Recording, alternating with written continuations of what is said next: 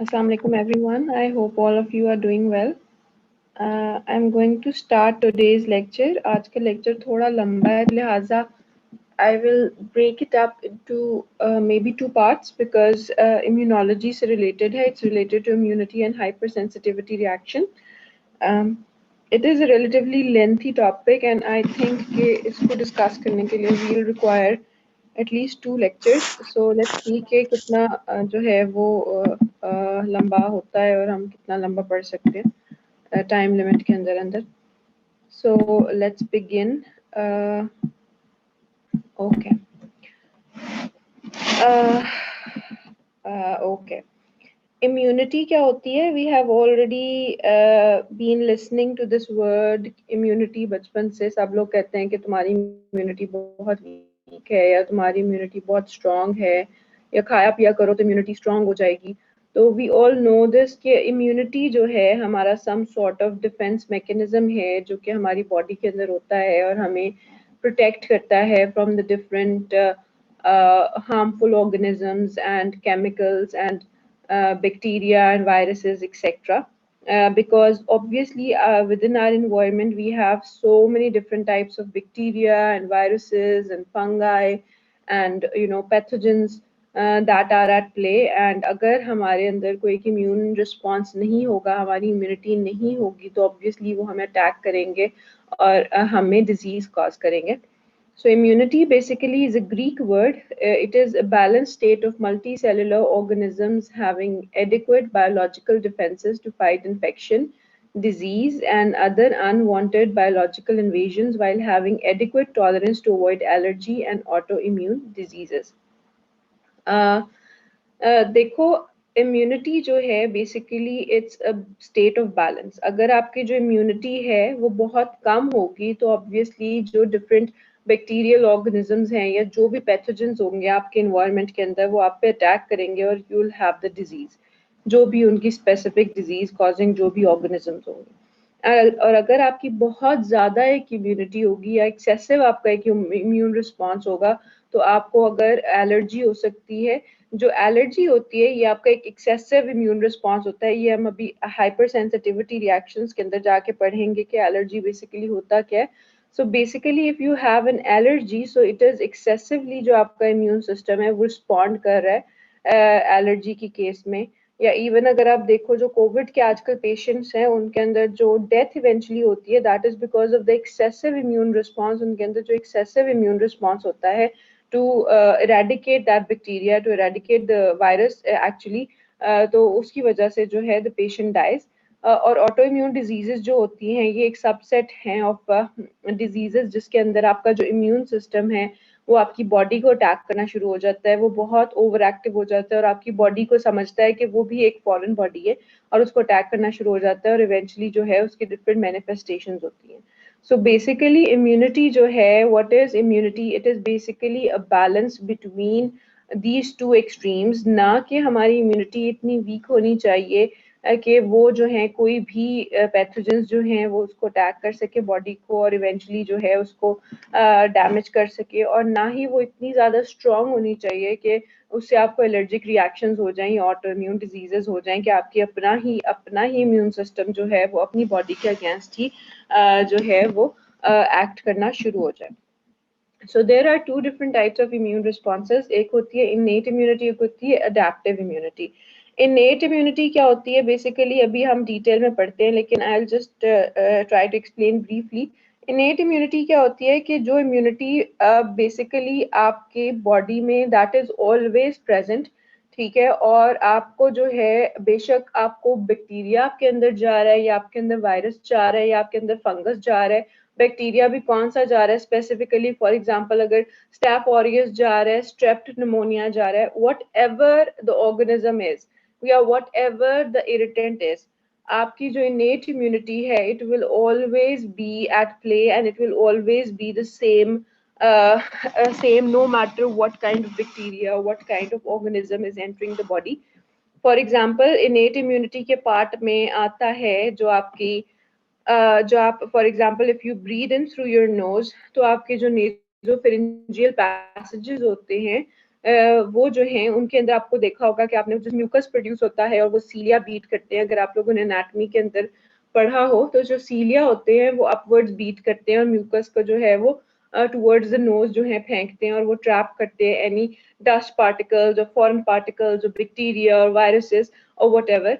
So that one thing जो कि production of mucus है और उसको इकट्ठा करके आपने थ्रो आउट करना है from the body by the action of the cilia is a part of the innate immune response. मतलब it is always there and it is always the same for all the organisms, जो बेशक जिस तरह का भी organism हो, but it is not always really मतलब affective नहीं होता. फॉर एग्जाम्पल अगर मैं ब्रीद इन कर रही हूँ और मैंने कोई बहुत बड़ा एक डस्ट पार्टिकल ब्रीद इन किया है तो वो डस्ट पार्टिकल तो शायद वो ट्रैप कर ले जो म्यूकस प्रोडक्शन है, बट हो सकता है कि अगर मैं एक small particle like a virus जो है मैं उसको ब्रीद इन कर रही हूँ तो वो उसको ट्रैप ना कर पाए और वायरस जो है इवेंचुअली मेरे लंग्स के अंदर लैंड कर जाए। दूसरी क्या होती है कि there is an adaptive immunity जो कि स्पेसिफिक होती है to the organism. For example अगर मुझे अटैक कर रहा है कोविड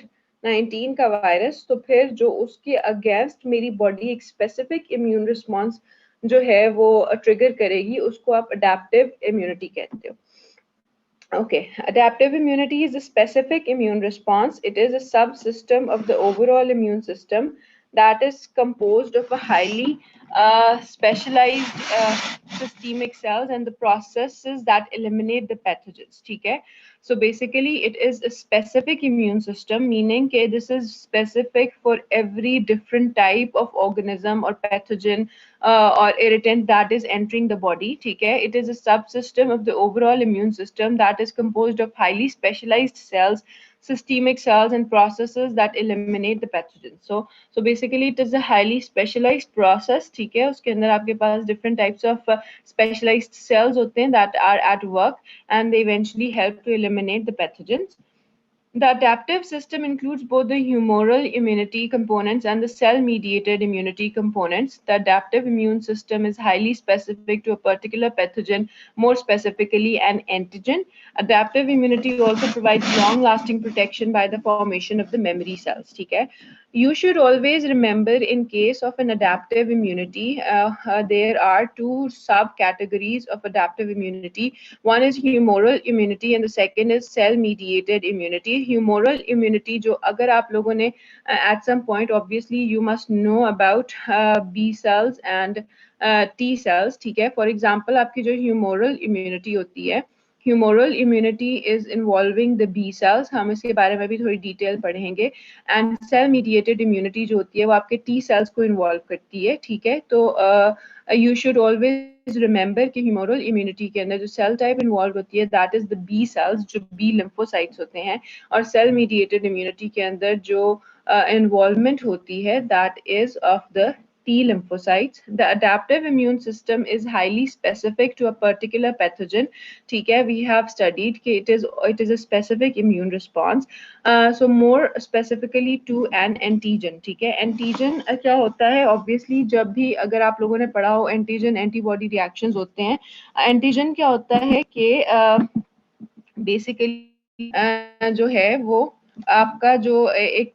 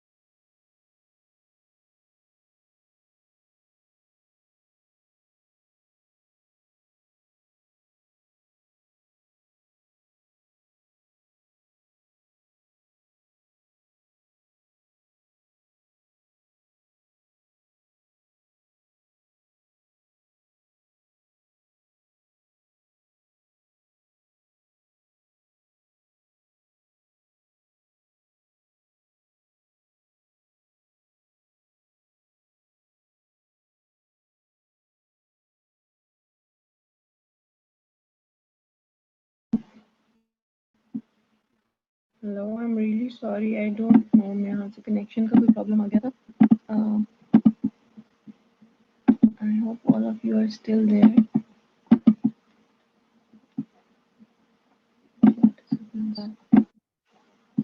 ओके.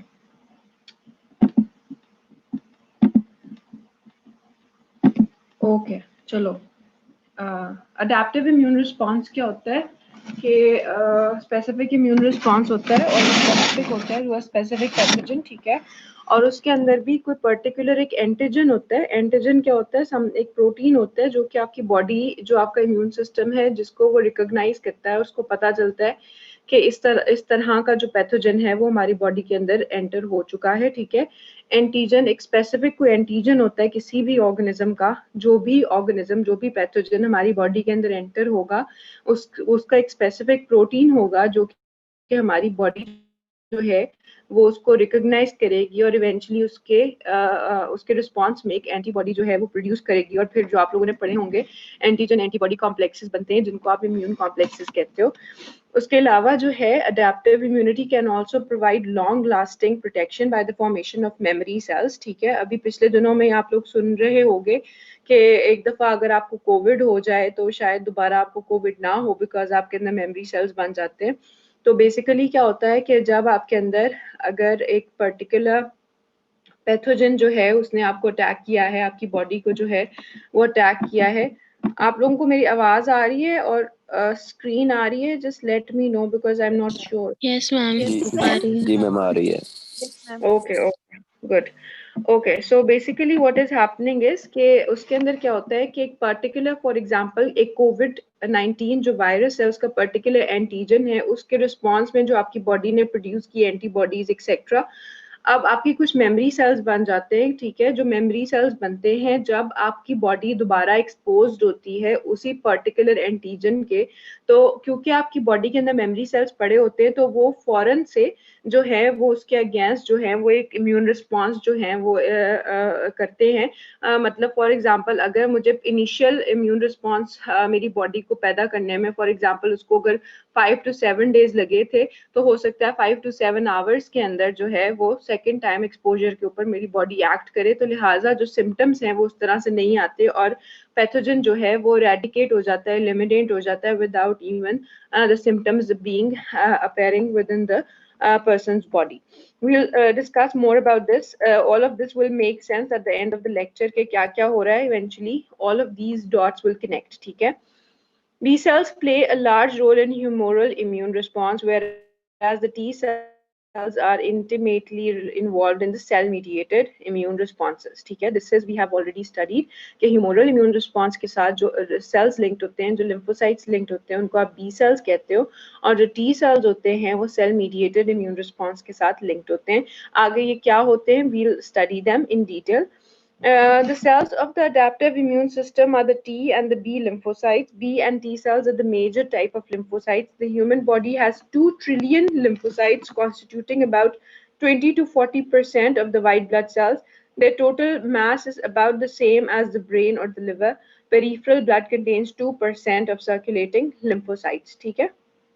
बेसिकली आपके जो हैं, आपके ऑब्वियसली आपके ब्लड के अंदर there are red blood cells, there are white blood cells and there are platelets, ठीक है. सो रेड ब्लड सेल्स तो एक्सक्लूसिवली एक तरह के ही होते हैं, आपके पास सिर्फ रेड ब्लड सेल्स ही होते हैं. लेकिन वाइट ब्लड सेल्स में आप लोगों ने अभी इन्फ्लेमेशन जो है, हम लोगों ने डिटेल में एक्यूट इन्फ्लेमेशन, क्रॉनिक इन्फ्लेमेशन पढ़ा है. So basically, in case of white blood cells, there are different types of white blood cells that are present within the human body. जिसमें inflammation के अंदर, for example, neutrophils जो होते हैं, most important blood cells, white blood cells होते हैं. तो जो lymphocytes होते हैं, there are a type of white blood cells और ये about 20 to 40% होते हैं of the white blood cells. देखो जो neutrophils है ना वो most abundant होते हैं, about 60% जो होते हैं वो neutrophils होते हैं. So basically what it is trying to say is कि B lymphocytes और T lymphocytes इतने ज़्यादा abundant होते हैं कि उनका जो total mass अगर देखा जाए तो that might be equal to brain or even equal to the liver, ठीक है. liver क्योंकि आपका शायद आपका सबसे बड़ा organ है body के अंदर, तो जो लिवर जो होता है ना उसके बराबर जो है वो हो सकता है। और peripheral blood there are about 2% of the circulating lymphocytes, ठीक है। तो इसमें ये what it is trying to say is के जो लिम्फोसाइट्स होते हैं only a small proportion of them are circulating within the blood, और मोस्टली जो होते हैं वो आपके ऑर्गन्स के अंदर प्रेजेंट होते हैं। फॉर एग्जांपल जो बी लिम्फोसाइट्स हैं वो बोन मैरो में मेच्योर होंगे, और टी लिम्फोसाइट्स जो हैं वो थाइमस में मेच्योर होंगे। इनका नाम जो है, I hope you have studied this over and over again at some point in your physiology lectures, कि जो टी सेल्स और बी सेल्स जो होते हैं इनिशियली ओरिजिनेट दोनों थाइमस से ही करते हैं, लेकिन उनका नाम जो है वो डिपेंडेंट होता है on the organ of maturation. जो बी सेल्स हैं वो आपके बोन मैरो के अंदर मेच्योर होंगे, और टी सेल्स जो होंगे वो आपके थाइमस के अंदर मेच्योर होंगे। सो बेसिकली व्हाट हैपेंस इज कि मोस्टली आपके जैसे बी सेल्स हैं वो आपके बोन मैरो में पड़े हुए हैं या स्प्लीन में पड़े हुए हैं, और टी सेल्स आपके थाइमस में पड़े हुए हैं। तो जो सर्कुलेशन होगी, सर्कुलेशन के अंदर ब्लड के अंदर देर आर ओनली अबाउट 2%, ठीक है। देन यू हैव आपके पास जो टी सेल्स हैं उसके अंदर there are two different types of T cells. One is the CD8 positive T cells और one is the CD4 positive T cells, जिनको आप हेल्पर टी सेल्स भी कहते हो। तो बेसिकली जो CD8 पॉजिटिव टी सेल्स होते हैं, CD8 पॉजिटिव टी लिम्फोसाइट्स जो होते हैं उसको आप साइटोटॉक्सिक लिम्फोसाइट्स या साइटोटॉक्सिक टी सेल्स भी कहते हो। बेसिकली उन्होंने क्या करना है कि जो आपके सेल्स जो हैं वो इन्फेक्टेड हैं विद वायरस, ठीक है, और ट्यूमर सेल्स हैं फॉर एग्जांपल, उनको उन्होंने डायरेक्टली जो है उनकी किलिंग करानी है। साइटोटॉक्सिक का क्या मतलब होता है? Anything that is toxic to the cell, ठीक है। साइटो मीनिंग बेसिकली सेल, तो anything that is toxic to the cell और anything that is lethal to the cell to as cytotoxic, ठीक है। सो CD8 पॉजिटिव जो होते हैं रिसेप्टर होता है जो इनके अंदर इनके ऊपर मौजूद होता है इन लिम्फोसाइट्स के ऊपर। जो CD8 पॉजिटिव टी लिम्फोसाइट्स होते हैं they are responsible for the death of the virally infected cells as well as the tumour cells. अब सेकेंड आपके पास जो होती है category that is the CD4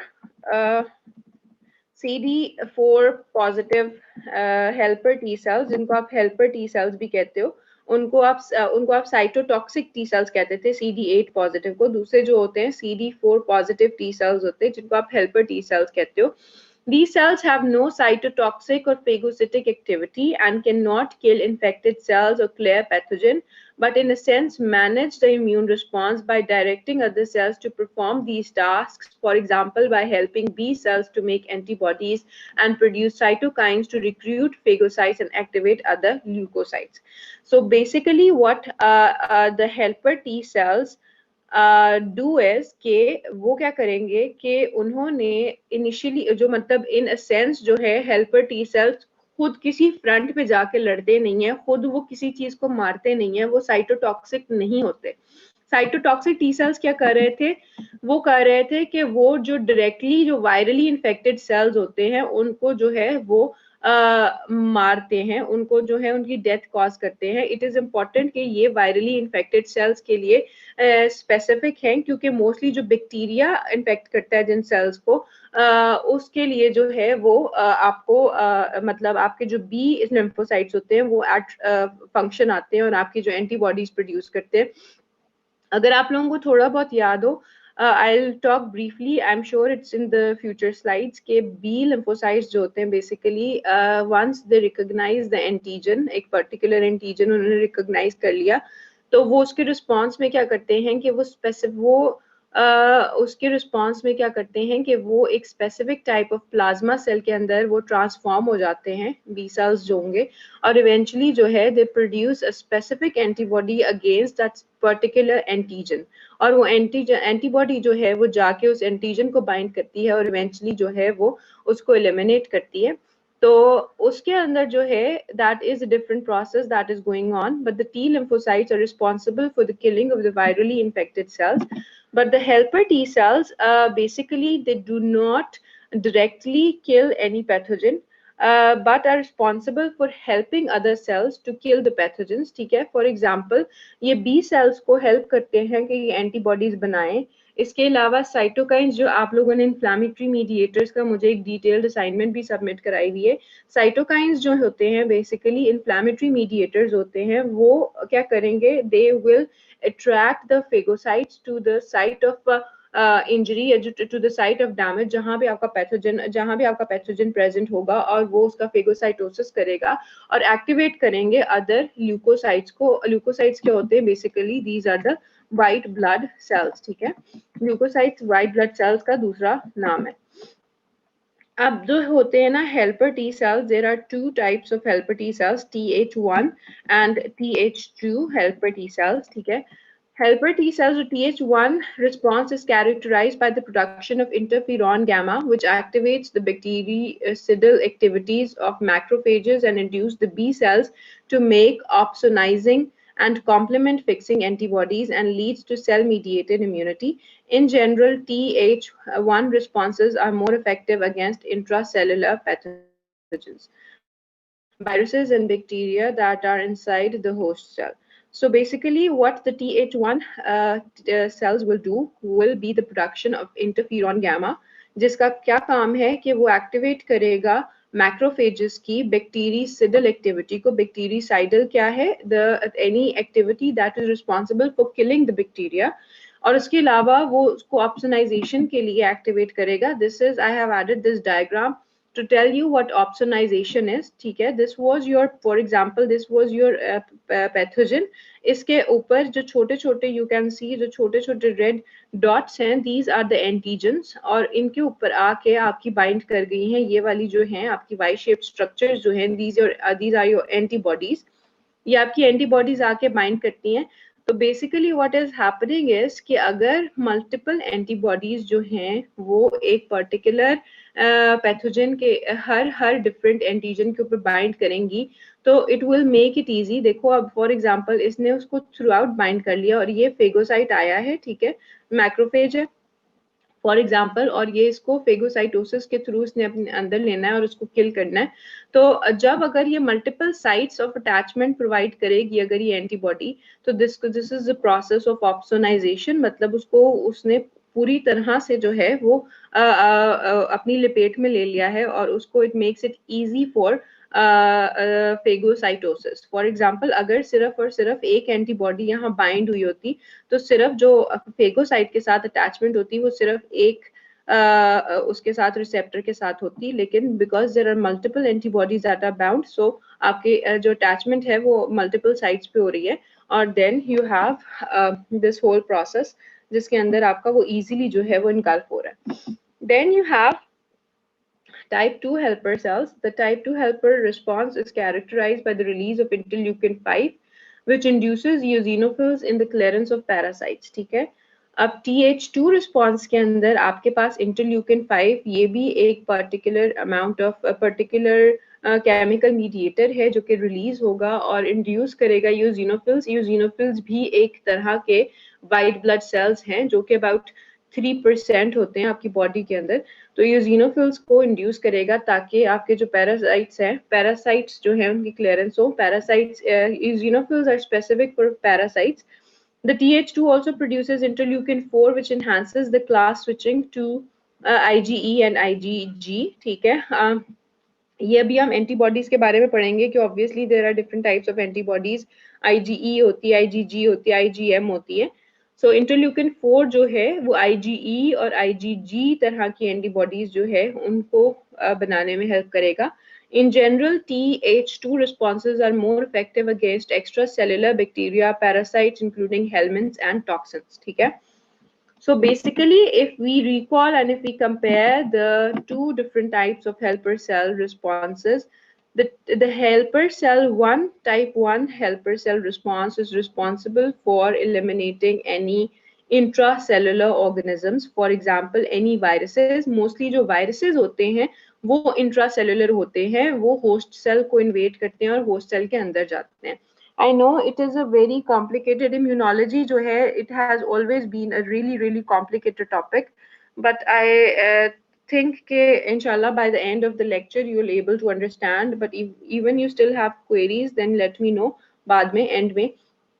and जो हेल्पर टाइप 2 सेल्स होते हैं बेसिकली वो रिस्पॉन्सिबल होते हैं for the elimination of any extra cellular bacteria या पैरासाइट्स। ठीक है, देखो चार तरह की चीजें होती हैं पैथोजेंस जिसे आप कहते हो जो आपकी बॉडी को अटैक करते हैं। बैक्टीरिया होते हैं, वायरसेस होते हैं, फंगाई होते हैं और पैरासाइट्स होते हैं। ठीक है, जो पैरासाइट्स आप लोगों ने पढ़े होंगे, जो वर्म्स होते हैं, और पैरासाइटोलॉजी अगर आप लोगों ने पढ़ी हुई है तो बेसिकली बैक्टीरिया और पैरासाइट्स और टॉक्सिन्स को एलिमिनेट करने के लिए यू हैव द टाइप 2, और इंट्रासेलुलर वायरसेस और अगर इंट्रासेलुलर बैक्टीरियम फॉर एग्जांपल कोई है उसको एलिमिनेट करने के लिए you have type 1। So you just have to remember कि बेसिकली वो क्या क्या प्रोड्यूस करते हैं। For example type 1 is responsible for production of interferon gamma and type 2 is responsible for production of interleukin 5 and interleukin 4। आगे उनके क्या क्या फंक्शंस हैं you also have to memorise this as well.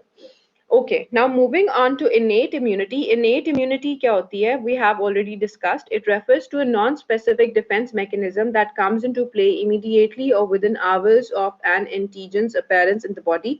ठीक है, I have already told you कि for example अगर मेरी adaptive immune response जो है वो within 5 to 7 hours जो है वो build करने में ले रहा है या 5 to 7 days ले रहा है, तो innate immunity जो है वो the moment the pathogen enters the body it just starts at work। ठीक है, these mechanisms include the physical barriers such as skin, chemicals in the blood and immune system cells that attack the foreign cells in the body।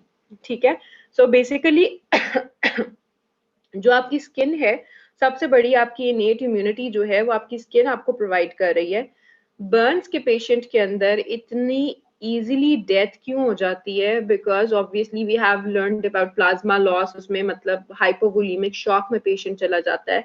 But another reason to the fact is कि because उसका skin loss हो गया, उसका ऊपर से layer of skin, जो protective layer of skin थी वो रिमूव हो चुकी है in case of a patient with burns. तो उसके अंदर जो है ही is really really immuno compromised, वो बहुत ससेप्टेबल है कि उसके अंदर इन्फेक्शंस हो, उसके अंदर इन्फेक्शंस होने का जो रिस्क है that is highly increased.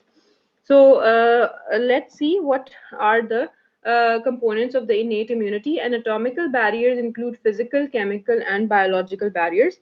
The epithelial surfaces from a physical barrier that is impermeable to most infectious agents, acting as the first line of defense against the invading organism. ठीक है, so basically your epithelium of the skin, ठीक है, आपके skin के ऊपर जो सबसे ऊपर की टॉप की लेयर है, the superficial layer of the skin, जो आपके you come in contact whenever you touch your skin, the layer you come into contact is with the epithelial layer. So it basically forms a physical barrier, so it is impermeable to most infectious agents and it is the first line of defense against invading organisms. Then you have desquamation, shedding of the skin epithelium also help remove bacteria and other infectious agents that have adhered to the epithelial surface. If you remember, हम लोगों ने एक time था जब मैंने आप लोगों को बताया था कि आपका जो स्किन सरफेस होता है, उसका जो एपिथेलियम होता है, दैट अंडरगोज, आप उसको बार बार जो है उसको आप एपोप्टोसिस अंडरगो करता है और फिर आपका न्यू एपिथेलियम बनता है। सो आपका जो स्किन होती है वो कॉन्टिन्यूसली शेड हो रही होती है, एवरी सेकेंड आपका जो पूरी बॉडी की जो एपिथेलियम है उसके कुछ सेल्स जो हैं वो शेड हो रहे होते हैं और कुछ नए सेल्स जो है वो बन रहे होते हैं। ऑब्वियसली जो रेट ऑफ शेडिंग है that is equal to the rate of formation of the new cells, hence आपका जो है कोई लॉस नहीं होता है एपिथेलियम का। सो जब फॉर एग्जांपल अगर एक बैक्टीरिया आके मेरी स्किन पे लग जाता है, तो जब मेरी बॉडी से वो सेल जो है वो डिस्क्वामेट होगा या शेड होगा, तब वो बैक्टीरिया जो है वो उसके साथ ही मतलब मेरी बॉडी से अलग हो जाएगा और it will just go away. So other thing that is a part of the innate immune response is the presence of the sebaceous gland in the dermis provides an environment unsuitable for the survival of the microbes. ठीक है, if you have at any point studied about skin का जो structure होता है, I think मतलब FSc के level पे भी थोड़ा बहुत पढ़ाते हैं, उसमें सेबेशियस ग्लैंड्स होते हैं जो कि आपकी सेबेशियस सिक्रीशंस जो हैं वो प्रोड्यूस करते हैं। सो बेसिकली जो सेबेशियस ग्लैंड्स जो प्रोड्यूस करते हैं सारा जो अपना मटेरियल जो प्रोड्यूस करते हैं, that is basically unsuitable for the microbes. In the gastrointestinal and respiratory tract, movement due to peristalsis or cilia helps remove infectious agents. ठीक है, जैसे जो गैस्ट्रोइंटेस्टाइनल ट्रैक है उसके अंदर पेरिस्टालसिस का प्रोसेस जो है वो कॉन्टिन्यूसली जो है एट वर्क है, तो that is responsible for removing the pathogens. ठीक है, फॉर एग्जांपल आपकी बॉडी आपके जीआईटी में पेरिस्टालिसिस हुआ and eventually the pathogen is eliminated in the feces. Then you have cilia in your respiratory tract जो कि upward beat करता है और आपके उसके जो पैथोजन होता है उसको म्यूकस के अंदर ट्रैप करके इवेंचुअली आपके जो है इन द फॉर्म ऑफ कॉफ जो है वो बाहर निकल जाता है. या अगर आप लोगों ने देखा हो कि एकदम से जो अगर आप किसी बहुत ही इरिटेटिंग एरिया में जाते हो या बहुत ही स्मोकी एरिया में जाते हो, you start coughing a lot, तो दैट इज बिकॉज आपका जो इनेट इम्यून रिस्पॉन्स है वो एट वर्क होता है उस वक्त, और आप कॉफ करते हो और वो जो इरिटेंट केमिकल्स आपके अंदर गए थे बॉडी के अंदर इन दैट स्मोक जो उस एरिया के अंदर था, वो आप उसको बाहर निकालने की कोशिश करते हो. The gut flora can prevent the colonization of pathogenic bacteria by secreting toxic substances and by competing with pathogenic bacteria. ठीक है, so basically आपको I think all of you know कि हमारे gut के अंदर, हमारी GIT के अंदर, gastrointestinal tract के अंदर, especially within our large intestine, you have a lot of different pathogens or bacteria that are living, जो कि पार्ट है उसका, हमारी लार्ज इंटेस्टाइन का पार्ट होते हैं, और वो उसको आप उसको कहते हो गट फ्लोरा. ठीक है, वो आपके लिए हार्मफुल नहीं होते बल्कि आपके लिए फायदेमंद होते हैं. वो आपकी जो है उसको क्या कहते हैं, जो नए बैक्टीरिया जो एंटर होंगे आपकी बॉडी के अंदर उसको जो है फाइट करते हैं और उनको जो है उनसे compete करते हैं. So there is an infection referred to as the Clostridium difficile. एक बैक्टीरियम होता है जो कि इन्फेक्शन कॉज करता है. जब हॉस्पिटलाइज्ड पेशेंट्स होते हैं और वो एंटीबायोटिक्स का कोर्स कर रहे होते हैं बहुत ज़्यादा, तो उनका जो गट फ्लोरा होता है वो डिस्टर्ब हो जाता है. अगर आप एंटीबायोटिक्स बहुत ज़्यादा ले रहे हो और for example if you are hospitalized and you are on a long course of antibiotic, then what happens is कि जो आपका एंटीबायोटिक होती है वो आपका जो गट फ्लोरा होती है उसको भी किल कर देती है. तो अब आपका जो गट फ्लोरा है that is not know longer available for protection. तो बेसिकली व्हाट हैपेंस इज कि वो जो सी डिफ होता है दैट इज बैक्टीरियम, वो आपके गट को अटैक करता है और there is a disease refer to as pseudomembranous colitis जो कि आपको उसके रिस्पॉन्स में होती है. This is just for the interest purposes. It is not related to this topic. Okay, the flushing action of tears and saliva help prevent infection of the eyes and the mouth. The system does not provide long-lasting immunity to the host. Innate immune system provides immediate defense against infection. So it is an immediate defense response, but not a long-term defense response. Okay, and then you have अच्छा, अब इनेट immune response का basically कौन कौन से components हैं. अब जैसे हमने इन्फ्लेमेशन को बहुत डिटेल में स्टडी किया. इन्फ्लेमेशन जो है that is part of innate immune response. हमने complement system, can someone please remind me कि हमने कॉम्प्लीमेंट सिस्टम पढ़ा हुआ है कि नहीं पढ़ा. आई थिंक हमने पढ़ा हुआ है एट सम पढ़ा हुआ है पॉइंट. मैम. यस मैम, पढ़ पढ़ लिया था लियो. Ma'am. Complement cascade system pathway, जो होता है contribution. that is also a part of the innate immune response. उसके अलावा जो आपके cells at action है innate immune response के अंदर, that is the natural killer cells, the mast cells, eosinophils, basophils, and phagocytic cells, including macrophages, neutrophils, dendritic cells, and function within the immune system by identifying and eliminating pathogens that might cause infection.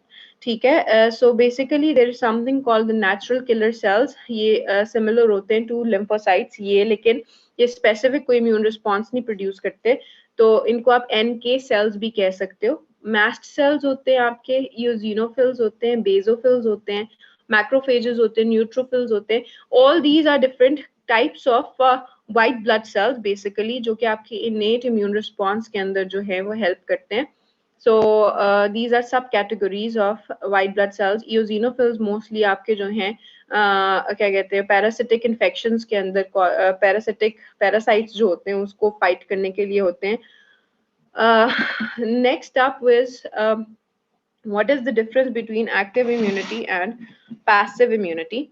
Basically if pathogen attacks me और मेरी body जो है उसके against एक particular immune response जो है वो buildup करती है, तो दैट इज एक्टिव इम्यूनिटी। लेकिन अगर फॉर एग्जांपल जो आपको वैक्सीन लगती है, that is passive immunity. For example मेरी बात सुनो, देखो, अगर मुझे एक बैक्टीरिया था, फॉर एग्जांपल उसका नाम हम एक्स रख देते हैं, उसने मुझे अटैक किया मेरी बॉडी के अंदर, फॉर एग्जांपल वो एयरबोर्न है और मेरे नेजोफेरेंजियल ट्रैक्ट से वो मेरे लंग्स में चला गया है। अब ऑब्वियसली मेरे लंग मेरे नेजोफेरेंजियल ट्रैक्ट से वो जब ट्रैवल कर रहा है, तो मेरा जो इनेट इम्यून रिस्पॉन्स है वो एट वर्क हो गया, उसने उसको एलिमिनेट करने की कोशिश की, वो उसे नहीं एलिमिनेट कर सका, फिर वो लंग्स में आ गया। अब लंग्स में वो आया तो ऑब्वियसली माई बॉडी नोज कि this is something foreign, this is something not a part of my own body. So what will happen is कि उसके ऊपर जो पर्टिकुलर एंटीजन्स होंगे उसको वो मेरे जो डिफरेंट जो मेरे सेल्स हैं वो रिकॉग्नाइज करेंगे। उसके बाद इवेंचुअली क्या होगा कि उस पर्टिकुलर एंटीजन की कॉम्प्लीमेंट्री एंटीबॉडी जो है वो बीटा सेल्स, जो बी सेल्स होंगे, बी लिम्फोसाइट्स, वो प्लाज्मा सेल्स बनाएंगे और वो प्लाज्मा सेल्स जो होंगे वो पर्टिकुलर एंटीबॉडी बनाएंगे उस पर्टिकुलर एंटीजन के अगेंस्ट जो कि मेरी बॉडी को इन्वेड कर रहा है। और फिर वो एंटीबॉडी जो है उस एंटीजन के साथ जाके लगेगी और इवेंचुअली उसको एलिमिनेट कर देगी। For example this process takes about a week, ठीक है, अबाउट 7 days या 10 days, अबाउट 7 to 10 days, और after 7 to 10 days I am fine, because eventually जो है वो पैथोजन जो है वो एलिमिनेट हो गया मेरी बॉडी से। बट पैसिव इम्यूनिटी के अंदर क्या होता है कि आपकी जो एंटीबॉडी होती है उसको आप इंजेक्ट कर देते हो इन द फॉर्म ऑफ, आप एंटीबॉडी या इंजेक्ट कर देते हो या आप किल्ड जो बैक्टीरिया या वायरस जो है वो आप ऑलरेडी इंजेक्ट कर देते हो पेशेंट के अंदर वैक्सीन की फॉर्म के अंदर। तो जब अगर आप किल्ड या अटेनुएटेड का वर्ड हम यूज करते हैं वैक्सीन के लिए। अटेनुएटेड का मतलब होता है कि फॉर एग्जांपल अगर जैसे मैं बैक्टीरियम कोई लगाऊं, मतलब कोई बैक्टीरिया है उसको मैं उसकी जो मतलब अगर उसका बहुत लीथल इफेक्ट था तो उसका अगर इफेक्ट बहुत कम हो गया और अगर उसका एक ऐसा उसको उसको ऐसा मॉडिफाई करके मैं इंजेक्ट करूंगा पेशेंट के अंदर कि वो एक जो है आपके अंदर वो नहीं पैदा करेगा, क्या कहते हैं, कोई सिम्टम्स नहीं पैदा करेगा। तो अगर आप उनको जो है वो उसके अंदर बॉडी के अंदर इंजेक्ट करते हो तो उसको आप कहोगे पैसिव इम्यूनिटी जब आप वैक्सीनेशन देते हो। या एक और another scenario is when you have immunoglobulins from a mother, जब आपका जो बच्चा एक पैदा होता है, when a fetus जो है वो eventually जो है is delivered, तो उसके अंदर प्लेसेंटा के अक्रॉस जो हैं एंटीबॉडीज जो हैं वो मदर से फीटस के अंदर चली जाती हैं। तो शुरू में फॉर अबाउट 6 months उस बच्चे के अंदर जो है एंटीबॉडीज होती हैं और उसको प्रोटेक्शन प्रोवाइड करती हैं, और इसको भी आप पैसिव इम्यूनिटी कहते हो। सो इनके दरमियान में डिफरेंसेस क्या क्या हैं? Active immunity is produced actively by the immune system of the host and passive immunity is received passively by the host and the immune system does not participate. So basically इसके अंदर जो है आपको वो immune system जो है वो participate नहीं करता। Induction by infection or contact with immunogen conferred by introducing ready-made antibody. अगर आप रेडीमेड जो है एंटीबॉडी पेशेंट के अंदर डाल दोगे तो दैट इज पैसिव इम्यूनिटी। और उसके बाद एक्टिव इम्यूनिटी जो होगी that is induced by infection और कांटेक्ट विद एन इम्यूनोजन। जब पेशेंट को एक्चुअल इन्फेक्शन होगी तो तब जो इम्यून रिस्पॉन्स होगा that is active immune response. Immune response is durable and effective, immune response is short lived and less effective. ठीक है, जो एक्टिव इम्यून रिस्पॉन्स होगा that lasts for a longer time and is more effective. Immunity develops only after a long period of time. Immunity effective immediately. Immunological memory presumed, no immunological memory. इसके अंदर जो हमने memory cells का जिक्र कर रहे थे कि मेमोरी सेल्स बन जाते हैं और अगर आपको सब्सीक्वेंट अटैक होता है बाय द सेम वायरस या बैक्टीरिया तो आपके अंदर जो है सिम्टम्स आने से पहले ही आपको आपकी बॉडी जो है उससे कोप कर जाती है, तो उसको आप कहते हो कि उसके अंदर इम्यूनोलॉजिकल मेमोरी बन गई है। लेकिन पैसिव इम्यूनिटी के अंदर आपके पास there will be no immunological memory. Active में है serves no purpose in immunodeficient host, applicable in immunodeficient host. So basically अगर आपका एक इम्यूनोडेफिशिएंट होस्ट है, फॉर एग्जांपल उसको HIV हो गया एक पेशेंट को, उसका इम्यून सिस्टम जो है वो काम नहीं कर रहा, तो आपके अंदर क्या होगा कि व्हाट विल हैपन इज कि अगर आप उसको पैसिव इम्यूनिटी दे सकोगे, आप उसको इम्यूनोग्लोबुलेंस जो है वो मतलब बाहर से इंजेक्ट कर सकोगे, एंटीबॉडीज जो है, ताकि वो फाइट कर सके इन्फेक्शंस को. नो इनहेरिटेंस ऑफ इम्यूनिटी, आप एक्टिव इम्यूनिटी को एक्वायर नहीं कर सकते from your mother, but passive immunity may be acquired from the mother. Okay. Now, yet again, we are talking about adaptive immunity. I really don't know. हाँ जी. Ma'am vaccine जो होती हैं वो पैसिव इम्यूनिटी डेवलप करवाती हैं body में. यार आई एम सॉरी, मतलब मेरे ना थोड़ी सी मैं कंफ्यूज हो गई थी. सो वैक्सीन जो है बेसिकली आपका एक्टिव इम्यून रिस्पॉन्स डेवलप करवाती है. पैसिव इम्यूनिटी जो है that is only when you inject immunoglobulin. ठीक है. I'll try to read more about it and explain in detail. लेकिन वैक्सीन्स के अंदर ये होता है कि जब आप वैक्सीन्स देते हो उस पेशेंट को, तो आप किल्ड या अटेनुएटेड जो होता है पैथोजन वो इंजेक्ट करते हो, तो वो आपके अंदर जो है एक पूरा का पूरा इम्यून रिस्पॉन्स जो है वो इनिशिएट होता है और आपकी एंटीबॉडीज प्रोड्यूस होती हैं. लेकिन उस तरह से आपको सिम्टम्स नहीं आते, लेकिन आपके अंदर एंटीबॉडीज जो है वो प्रोड्यूस होती हैं. So that is a part of active immunity. I'm sorry, मैं शुरू में I confused it with passive, लेकिन वो active होती है. लेकिन I'll read about it more and I'll let you know in the next lecture as well. ठीक है. तो मैम पैसिव जो है वो एंटीबायोटिक्स हैं. एंटीबॉडीज, एंटीबायोटिक्स नहीं है. एंटीबायोटिक्स बिल्कुल डिफरेंट चीज है. एंटीबायोटिक्स तो ड्रग्स हैं. एंटीबॉडीज, ठीक है. देखो अभी आप लोगों ने पढ़ा, आप लोगों को पता होगा कि जी प्लाज्मा डोनेशन दे दें सारा कुछ किस कोविड के लिए.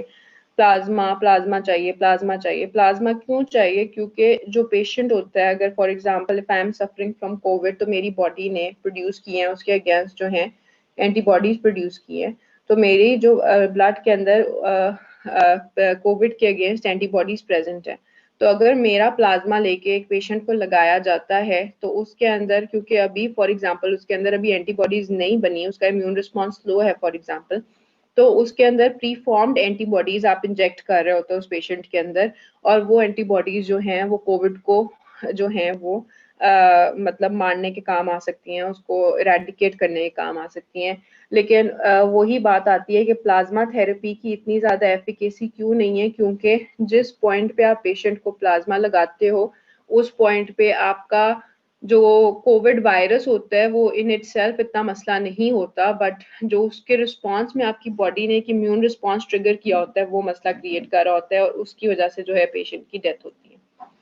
लेकिन जो जो बेसिकली जो कॉन्सेप्ट है of plasma donation, that is providing passive immunity. ठीक है. Okay, next moving on again. अब these slides are really मतलब आगे पीछे slides हैं ये सारी की सारी. मैंने सोचा था मैं इनको रीअरेंज करूंगी. I'll try कि मैं इनको रीअरेंज करके किसी एक पर्टिकुलर ऑर्डर में आप लोगों को भेजूं, बिकॉज मतलब it's talking about one thing in one slide and talking about another thing in this other slide, और फिर दोबारा से पहली चीज के बारे में बात करते हैं. So moving on to adaptive immunity क्या है, हमने ऑलरेडी पढ़ लिया कि ह्यूमोरल होती है जो कि बी सेल्स जो है वो कैरी आउट करते हैं, एंटीबॉडीज प्रोड्यूस करते हैं. कॉम्प्लीमेंट सिस्टम जो है वो बीच में it plays a role. And then you have cell mediated immunity, जिसके अंदर you have the T cells that function, and you have something called the antigen presenting cells, a part of the cell mediated immune response. It is a specific response and obviously a late response as compared to the innate immune response. The cells of immune system we have already studied. B cells होते हैं, T cells होते हैं, plasma cells होते हैं. These are the modified B cells जो eventually antibodies produce कर रहे होते हैं. You have macrophages that act as antigen presenting cells. You have dendritic cells, these are also antigen presenting cells, and you have the natural killer cells, these are NK cells. अब yet again T lymphocytes क्या होते हैं? Thymus derived lymphocytes होते हैं. Role in cellular or cell mediated immunity, constitutes about 60 to 70% of the peripheral lymphocytes differentiation of the T cells. इसके मतलब helper T cells होंगे और cell cytotoxic T cells होंगे, we have already studied. जो about 60 to 70% आपके lymphocytes होते हैं वो T lymphocytes होते हैं. Helper T cells क्या होंगे? Essential to the differentiation of B cells into plasma cells and their subsequent secretion of antibodies. We have studied कि helper T cells जो हैं वो help कराते हैं B cells की differentiation into plasma cells में और eventually secreting antibodies, and each helper T cell is capable of activating hundreds of specific B cells. ठीक है? So one T cell, for example, can activate hundreds of different of specific B cells. Now is यार really I don't know इसने क्या इधर उधर की चीजें सारी बताई हुई हैं. Let me see क्या कहना चाह रहा है. Yeah, this lecture is not doing justice to immunology because इसमें सही तरह बताई भी नहीं है चीजें. I'll edit this. मुझे I have to add certain things. मैं इसको edit करूँगी. मैंने कुछ चीजें बीच में add की हैं, लेकिन I think it needs a little bit of more working. I'll add more things and we'll study it in next lecture. चलो memory cells के बारे में this will be the last slide जो हम पढ़ेंगे और फिर हम नेक्स्ट लेक्चर में जो है वो इम्यूनोग्लोबुलिन्स पढ़ेंगे जो कि आपकी एंटीबॉडीज होती हैं और then you have hypersensitivity reactions जो कि in itself is a long topic. Basically it's very unfair कि आप इम्यूनोलॉजी को सिर्फ एक लेक्चर दे रहे हो because it's a very lengthy topic, but I'll try to finish it up in the next lecture. If I cannot, then हम end पे कुछ plan कर सकते हैं makeup lecture का. अगर इससे 2 और lectures भी और लग गए तो that will be fair because it's a very long topic. तो memory T cells क्या होते हैं? The T cells that remain potentially active and viable even after the antigen has been inactivated. Upon second encounter, memory cells proliferate, differentiate into plasma cells, secrete antibodies so rapidly that the symptoms of the disease may not even be observed. I have already told you about immunological memory. क्या होती है कि अगर एक patient के अंदर अगर for example एक primary infection हुए है उसको आप primary infection कहते हो. जो first time when you get infected by a particular organism, it is referred to as primary infection.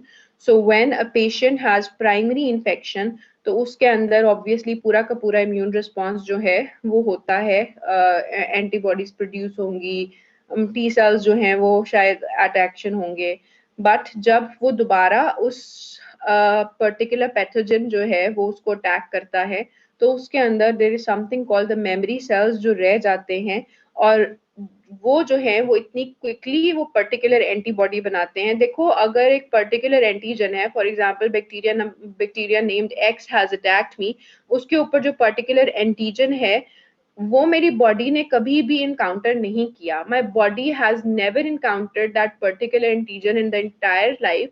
तो उसको रिकॉग्नाइज करने में, उसको समझने में वो किस तरह का एंटीजन है, उससे अकॉर्डिंग उसकी स्पेसिफिक एंटीबॉडी बनाने में it requires a lot of time. But once it has encountered that particular antigen, it already knows what that antigen looks like. It already has some antibodies present from the past जो कि specific हैं to that particular antigen. तो लिहाजा अब नई antibodies जो complementary हैं उस एंटीजन को उसके वो बनाना इज नॉट अ प्रॉब्लम.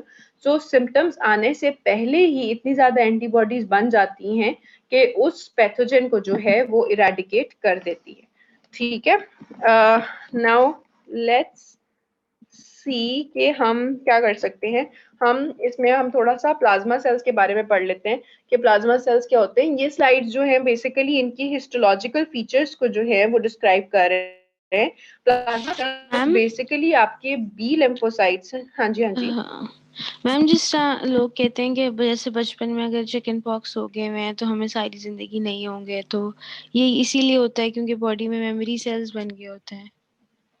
हाँ, उसमें ये होता है कि अगर आपका जब मतलब अगर आपका सेकेंड टाइम अगर इन्फेक्शन होती भी है आपको उससे, तो आपके इतनी ज़्यादा स्ट्रॉन्ग एक इम्यून रिस्पॉन्स उसके अगेंस्ट होता है कि आपको सिम्टम्स नहीं आते. सो बेसिकली लेकिन कुछ चीजें होती हैं, आप देखो मेरी बात सुनो, अब जैसे आपको जो कॉमन कोल्ड है वो आपको हर 3 महीने के बाद जब भी मौसम चेंज होता है तो आपको कॉमन कोल्ड लग जाता है। वो क्यों लगता है? क्योंकि जो वायरस मीडिएटेड डिजीजेज होती है ना, आपका जो कॉमन कोल्ड है मोस्टली वायरसेस की वजह से होता है, मोस्टली वायरल होते हैं। पता नहीं क्यों लोग एंटीबायोटिक शुरू कर देते हैं, लेकिन mostly it is viral. Viral जो चीज होती है मोस्टली उसमें ये होता है कि स्पेशली जो इन्फ्लुएंजा वायरस है, जो आपका कोल्ड कॉजिंग वायरस होता है, उसमें इतनी वेरिएबिलिटी है, इतनी ज्यादा वेरिएबिलिटी है कि अब वो एक स्ट्रेन आपको अफेक्ट करेगी, फिर दूसरी स्ट्रेन हो सकता है 2 महीने के बाद एक और स्ट्रेन आपको इन्फेक्ट करे। अब अगर फॉर एग्जाम्पल टाइप 1 स्ट्रेन ने आपको इन्फेक्ट किया था, तो जब आपको टाइप 2 स्ट्रेन इन्फेक्ट करेगी तो आपको फिर से सिम्टम्स आएंगे, क्योंकि आपके पास मेमोरी नहीं है। अब अगर टाइप 1 आपको अफेक्ट करती है दोबारा से, तो आपके अंदर मेमोरी है और आपके अंदर सिम्टम्स नहीं डेवलप होंगे।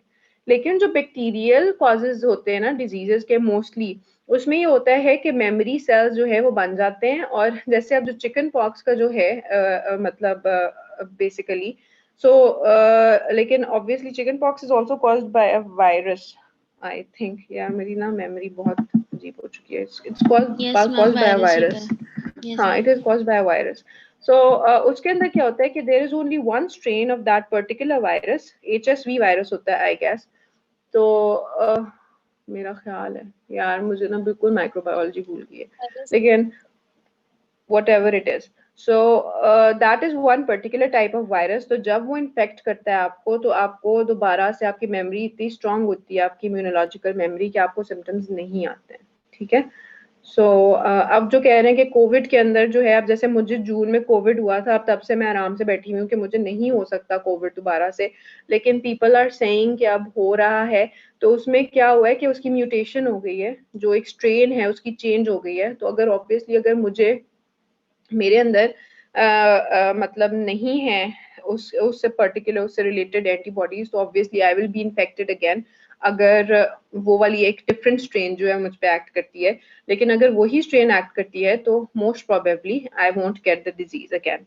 सो let's see, it's a really really debatable topic. Okay, एक दो स्लाइड्स और, then I will finish up and we'll resume in the next lecture.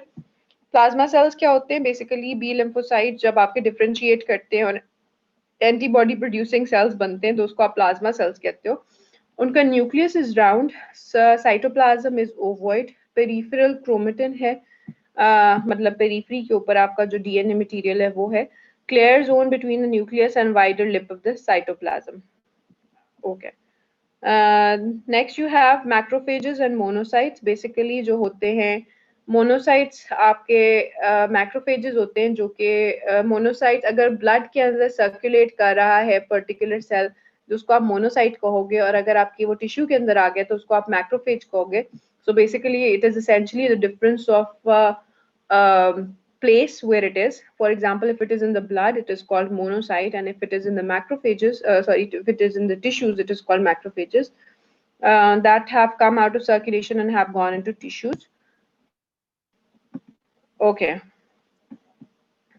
Yeah, I don't know. I don't like these. I'll continue this in the next lecture.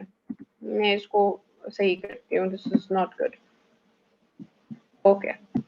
Now moving on to your attendance. If anyone has any questions, let me know before I mark your attendance. Ma'am हाँ जी. Ma'am I wanted to ask कि ये example मेरे पास एक है, क्या हम उसको पैसिव इम्यूनिटी में ला सकते हैं? मतलब जैसे स्नेक बाइट है, उसका अगर हम एंटीडोट दें तो क्या हम उसको पैसिव इम्यूनिटी में डाल सकते हैं? हाँ, वो पैसिव इम्यूनिटी है. It is passive immunity. हाँ, मतलब अगर आप प्री फॉर्म्ड कुछ भी दे रहे हो ना इमीडिएटली पेशेंट के रिलीफ के लिए, तो that is a good example of passive immunity. Ma'am हाँ जी. मैम कम्प्लीमेंट सिस्टम आपने क्या बताया था, एक बार रिवाइज कर दो. यार वो तो बहुत लंबा है, उसको मैं कैसे रिवाइज करूँ? वो पिछले लेक्चर्स में पढ़ा हुआ था, आपको पिछले लेक्चर्स खोल के देखने पड़ेंगे. हिंट दे दे एक्सक्यूज शायद. Me ma'am. हाँ जी, हाँ जी. मैम टी सेल्स का ओरिजिन क्या था, आप काइंडली बता सकती हैं दोबारा? थाइमस. Okay ma'am. ठीक है, ओरिजिन भी उनका थाइमस है, और उनका जो है क्या कहते हैं मैच्योरेशन भी थाइमस के अंदर हो रही है. कॉम्प्लीमेंट वाली बच्ची क्या कह रही हो आप? चलो मैम मैं लेक्चर पढ़ लूंगी। ये कौन सा लेक्चर था? यार आई गेस मैंने इन्फ्लेमेशन के अंदर पढ़ाया था, ओके आई मैम। थिंक। ठीक है, जस्ट ट्राई टू, मैम अगर कुछ ना समझ आए तो लेट मी नो। हाँ जी मैम हेल्पर टी सेल की जो टाइप थी ना वो थोड़ा सा फिर से बता दें। यार मैं नेक्स्ट लेक्चर में बताऊंगी फॉर श्योर, क्योंकि ना this is not well written इतनी ज्यादा। I will try to arrange this lecture in a more good manner, क्योंकि ना ये काफी हैपहैज़र्ड सा हुआ है। So I don't want to Okay, ma'am. Confuse you right now. ठीक है, I'll explain it ma'am. in the next lecture. ठीक है, मैम अटेंडेंस क्लास भी है हमारी। okay, attendance. Please be attentive for your attendance. Ahmad Nadeem. Ahmad Nadeem. Okay. Ayman Habib. Present, ma'am. Ayman Nasir. Ayman Nasir. Amania Present, ma'am. Tahir. Ayman Nasir, Ayman Nasir. present. Okay. Amania Tahir. Aksa Javed. Present, ma'am. Atia Qayyum. Present, ma'am. Aisha 1169. Present, ma'am. Aisha Hassan. Present, ma'am. Aisha Mughal. present ma'am. Aisha Nasir. Aisha Nasir. Visma Shahid. Bisma Shahid. Dua Khan. Present, ma'am. Farah Noor. Present, ma'am. Fariha Fatima. Present. Fariha Fatima. Okay. Fatima 1205. Fatima. Present, ma'am. Present, ma'am. Okay. Fatima Nasir. Fatima Nasir. Ghalia Khan.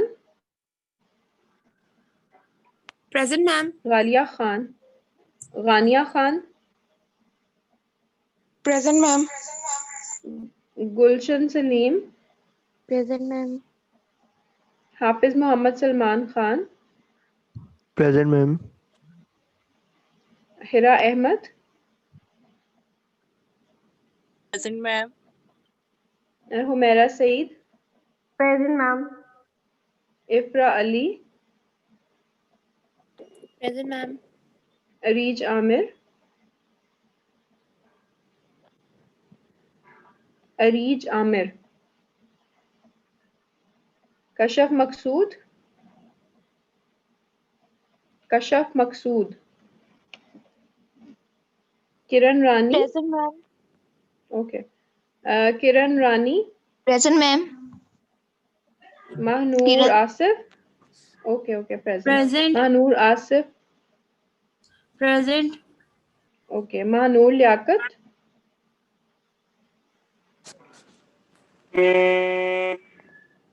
Mahnoor Liaquat. Malaika Tahir. Malaika Tahir. Muhammad Hassan Ola. Malik Muhammad Present, ma'am. Hassan. Okay. Manahil Kamran. Manahil Kamran. Present, ma'am. Present. Okay. Maria Shaukat. Present, ma'am. Maryam Imtiaz. Present, ma'am. Manahil Shehzad. Present, ma'am. Muhammad Abdullah. Present, ma'am. Muhammad Abu Bakr. Muhammad Abu Bakr. Muhammad Amir Tahir. Present, ma'am. Muhammad Hamid. Present, ma'am. Muhammad Rafi.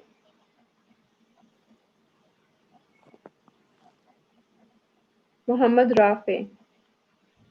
Muqaddas Zahir. Present, ma'am. Nadir Hussain. Okay. Nadir Hussain. Present, ma'am. Neha. Neha. Nida Aslam. Present, ma'am. Nimra Shehzad. Present, ma'am. Noor Fatima. Present, ma'am. Nudrat Noor. Present, ma'am. Rimsha 1186. Present, ma'am. Rimsha Ijaz. Rimsha Ijaz. Rizwanul Haq. Present. Sadia Badr Paracha. Present. Sadia Saif. Present, ma'am. Fajal Khan. Present, ma'am. Sana Iqbal. Sana Iqbal. Sana Present. Javed. Okay. Sana Javed. Sana Javed. Sanam Rafiq. Present, ma'am.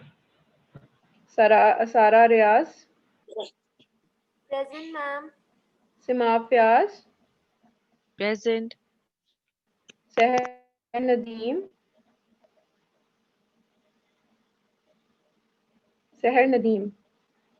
Sharjeel Arshad. Present, ma'am. Shiza Farooq. Shiza Farooq. Shifa Umar. Shifa Umar. Shumaila Kausar. Present, ma'am. Sidra Abbas. Present, ma'am. Taimur Mujahid. Taimur Mujahid. Umair Ahmed. Present, ma'am. Umme Ayman. Umme Ayman. Usama Irshad. Yes, ma'am. Present. Warda Fatima. Present. Zainab Mehboob. Present. Zille Huma Khan. Present, ma'am. Okay. Anyone has any questions? Ma'am Let me आपने know. मेरा नाम नहीं लिया. इज़्ज़ा इल्लाही. मैंने लिया नहीं आपका. Ma'am मेरा भी. No, ma'am. और मैम मेरा भी. मेरा नाम अहमद नदीम. मैंने आपका पहला नाम लिया है. Please don't say this. Ma'am you net didn't respond. Ma'am net नहीं चल रहा था. अच्छा, आज मेरा कनेक्शन खराब हो गया ना, इसलिए you all have excuses now. Ma'am मेरी भी रिकनेक्टिंग हो रही थी तब. आप लोग बेसिकली सारे सो रहे थे. भी असल में बता दिया करो मैम, हम सो रहे थे, हम नहीं सुनना चाहते आपका लेक्चर. हम वी आर टू स्लीपी. सुनते हैं मैम. नहीं, आई am not talking about you. I am talking about the people जो भी कह रहे हैं कि हमने तो बोला था. अच्छा, अहमद नदीम आप सो रहे थे. ओके, आपकी मार्क कर देती हूँ. आयशा. मैम हम मैम, आपका मैम, चल लेक्चर गया था. अटेंटिव होके लेते हैं. और मैम मोहम्मद नहीं अबू नहीं. खान. अच्छा ठीक है. अबू बकर खान आप भी सो रहे थे. चलो आपका भी लगा दिया. आगे और मैम बिस्मा शाहिद की भी लगा दें, उसका माइक नहीं ऑन हो रहा, उसने हैंड रेस किया हुआ है. हाँ नहीं, मोहम्मद अबू बकर खान ने किया हुआ है. इज़्ज़ा इलाही आपका मैं नाम नहीं लिया. अच्छा ठीक है, उसका ठीक है. Bisma Shahid. Izza Ilahi I didn't call out your name. मैंने लिया है आपका नाम. ओके ठीक है. I have marked your present. आगे और कोई. मैम मेरी लगा दी हमने नदीम. हाँ जी हाँ जी, आपकी लग गया. आपका पहला नाम लिया शुक्रिया था मैम. बेटा आप. जी आइंदा नहीं लगेगी. I am telling you. Okay ma'am. Okay, be attentive. Any more non-attendance related queries? Bisma Shahid, your attendance is marked. You can unraise your hand. Okay, ma'am. Okay, any more queries? चलो भागो फिर सारे. Okay, Allah Hafiz, ma'am. Allah Hafiz. अल्लाह हाफिज हाफिज ma'am. अल्लाह हाफिज।